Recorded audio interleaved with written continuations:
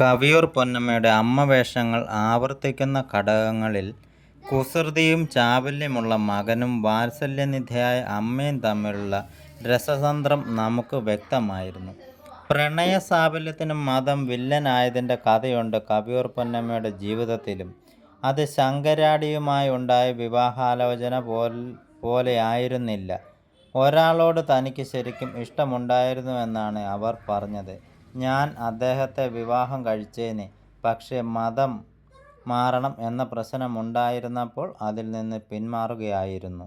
Channel ഷോയിൽ താരം തുറന്നു പറയുകയുണ്ടായി. പേര് പറയാൻ അവർ തയ്യാറായിരുന്നില്ല. കൂടെയുണ്ടായിരുന്ന തിലകൻ അവരുടെ മൗന സമ്മതത്തോടെ രഹസ്യം വെളിപ്പെടുത്തുകയായിരുന്നു. പ്രമുഖ സംവിധായകനായ ജെ.സി. ഡാനിയലിനെയായിരുന്നു പൊന്നമ്മ സ്നേഹിച്ചതും വിവാഹം കഴിക്കാൻ ആഗ്രഹിച്ചിരുന്നതും. നടൻ ശങ്കരാടിയുമായി കവിയൂർ പൊന്നമ്മയുടെ വിവാഹ നിശ്ചയം കഴിഞ്ഞിരുന്നു എന്ന കാര്യവും ഇതേ പരിപാടിയിലാണ് വെളിപ്പെടുത്തിയത്. ആരും അറിയാനിടയില്ലാത്ത ആ ജീവിത സ്വകാര്യം അവർ തന്നെ തുറന്നു പറയുകയുണ്ടായി.